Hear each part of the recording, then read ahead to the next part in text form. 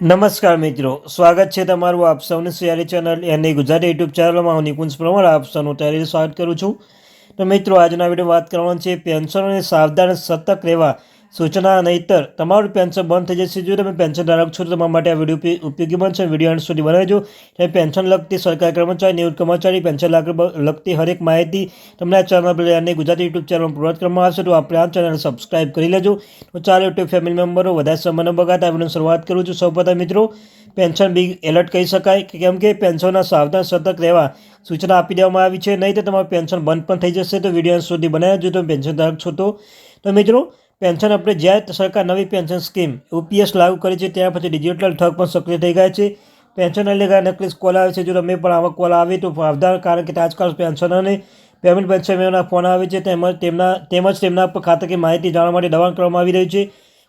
Calls, prepaid number, જન્મ તારીખ, બેંકની ખાતાની માહિતી માગી રહી છે। સરકારે કહ્યું છે કે તમારી અંગત માહિતી કોઈની સાથે શેર ન કરો, નહીં તો તમારું ખાતું સંપૂર્ણ ખાલી થઈ શકે છે।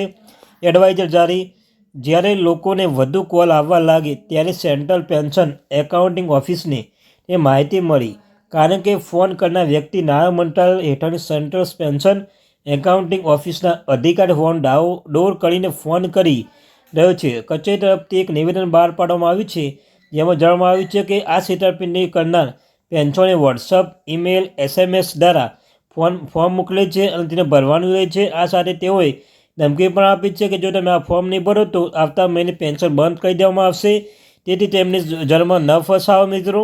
અને સેન્ટ્રલ પેન્શન એકાઉન્ટિંગ ઓફિસને પેન્શન ધારકોને સતર્ક રહેવા અપીલ કરી છે।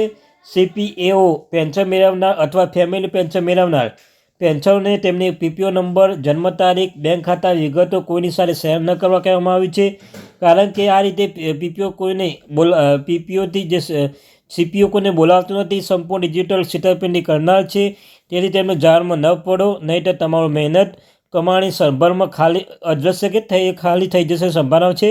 તો મિત્રો, સરકાર દ્વારા એક મહત્વની અપડેટ આપવામાં આવી છે કે જો તમે પેન્શન ધારક છો, તમારા પાસે કોઈ ફોન આવે, કોઈ કોલ આવે, કોઈ માહિતી આવે, કોઈ SMS આવે તો તમે મિત્રો તમારી PPO નંબર, બેંક ખાતા નંબર, અન્ય કોઈ પણ માહિતી તમે શેર ન કરો। તો મિત્રો, સરકાર દ્વારા મહત્વની અપડેટ આપવામાં આવી હતી। તો મિત્રો, આ ત્યાંની મહત્વની update. Thank you very much.